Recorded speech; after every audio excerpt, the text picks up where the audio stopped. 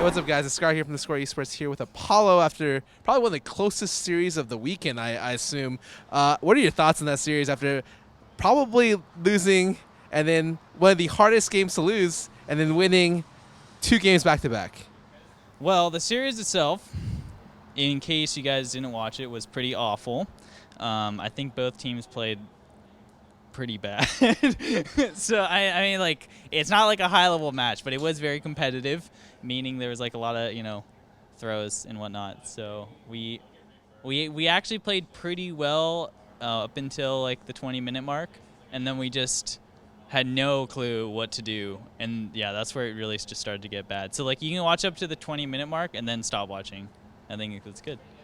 So I actually have a question. Why is it that you guys tend to falter? Like, because early game, I think Shrimp versus Hard, Shrimp got like 60 CS leads in Hard, 2 levels up every single game almost, but then you guys just tend to falter like around the 20, 25-minute mark. You guys maybe tried some Baron attempts. What's wrong there? Is it not enough initiation? What is the problem?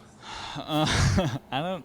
I don't really know the problem like 100%, but a lot of it has to do with communication. I think what's really just to take from this game, like we actually had really good macro play for the lane swaps, because I think it was lane swaps all 3 games actually. So when we did like the turret trades, we eventually went mid and got the mid turret, I think all 3 games, which is probably like the biggest turning points where like we actually did something off the lane swaps and we always got that mid turret, and so that's why it looked like we had like a really strong early game.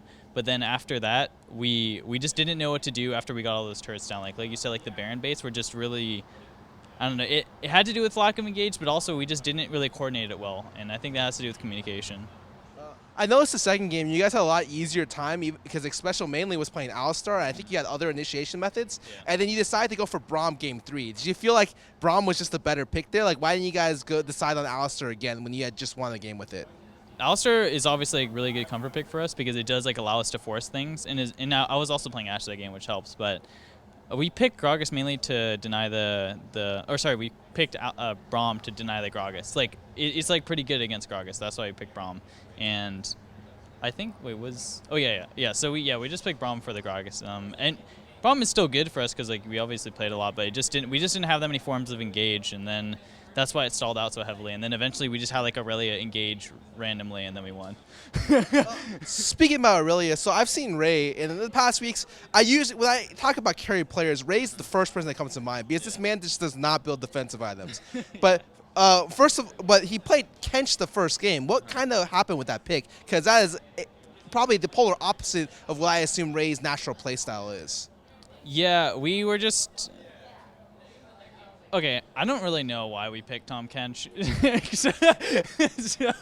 so, like, I mean, usually when we practice champions, like, we have a pretty good idea of, like, going into the week what we've been practicing, but usually Ray kind of just throws a curveball in there just because he doesn't want us to, he doesn't want us to practice, so he just likes to pick random stuff, and so that's where the Tahm Kench pick went in, and then we were like, okay, let's pick Tahm Kench, and then we actually were doing a really good job of it. Like, I don't think we played that many Tahm Kench scrims, so I was like really confused. Like, oh, he's ulting, he's like ulting. Like, okay, let's just do this. And so we utilized the Talia and Tahm Kench really well, but like you said, I think we weren't really comfortable with me being like the only damage dealer, because it was like I was playing Lucian at the time, and then it was Talia and I, and towards the end of the game, it was really just up to me to kill those targets. Like it was up to me to kill the tanks, and we just kind of got outscaled, and I didn't play the team fights at the end very well, so. It was a little uncomfortable for us, but yeah, I don't know. The other question I have about Ray is this, like I said, perennial carry player, this man does not build defensive items. Yeah. How is that hard? Is that beneficial, or does that hurt your team sometimes? Because I see a lot of top laners build like, at least Sterix or GA, but this man goes Aurelia, he goes Youmuu's into Duskblade. Like a really, really all-in build. Yeah, I mean that's just Ray. I don't know. I'm not gonna tell him not to. So I think it fits with our playstyle. So I mean we gave him a lot of resources that game, especially game 3, and it eventually paid off. It was actually looking a little bit scary right up until we got the pick on Cassio. So I think like he knows what to do with that build, and I think that's the way you have to play Aurelia, because otherwise if you go to the late game with Aurelia and you start building tanky items, it's like a worse tank, right? Like, you either be like full damage or you go like just play a tank champion, right? So I think that's his mindset. Well, let's talk a little bit about the future. So right now, I think you guys have almost comfortably secured 7th place, assuming that like your play against the next couple teams are even. And there's still an off chance you guys can make the playoffs. Are you guys struggling for that chance? Yeah, it's definitely a struggle.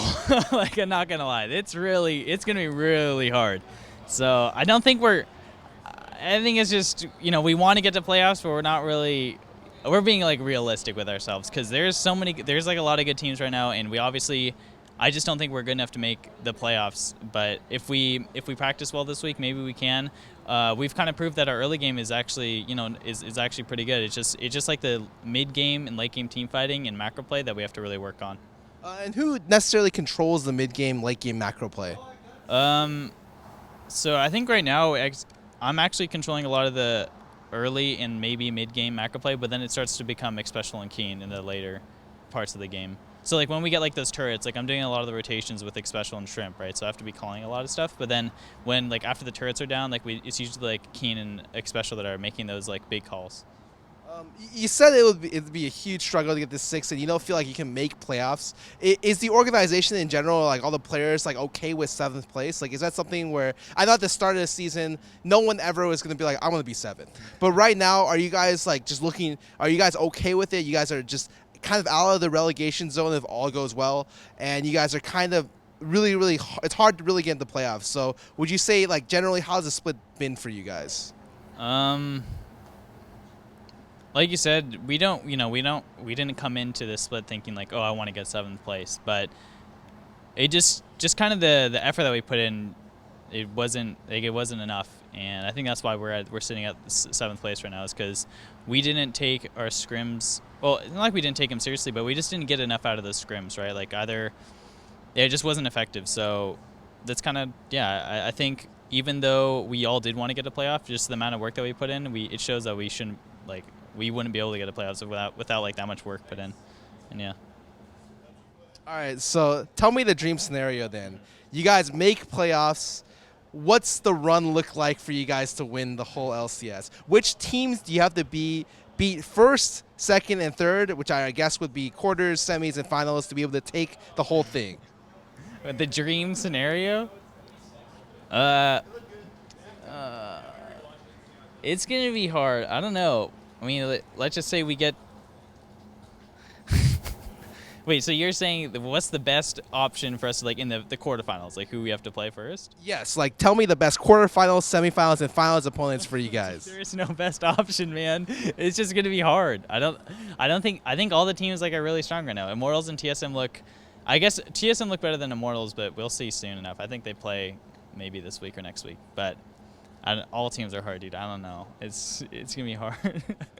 Well, with you saying that, you're saying every team out there is looking good. Yeah. What's really impressed you about how this season's developed for these teams? Because you're telling me they weren't this good looking at the very beginning. Yeah. What you said, you quoted hard work. Yeah. Do you feel like that's why they're this good?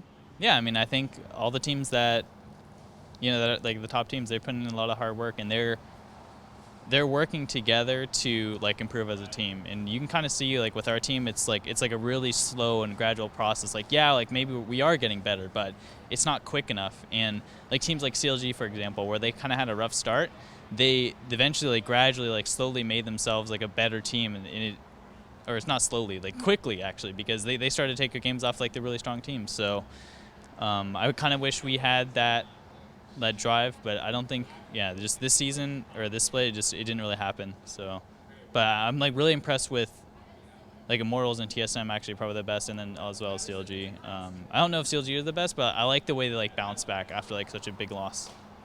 All right, do you have anything you want to say to your fans out there? I know maybe some of them might be disappointed, but you guys did get a win today. Yeah. Any last words? Thanks for supporting us. This split has been kind of rough, but we're looking to get into playoffs. It's just going to be hard. Yeah, thanks for supporting us, guys. From probably the hardest player in the LCS. Scar here from theScore eSports. You can find more content online and on our mobile app. Thank you guys. Hope you guys have a nice day.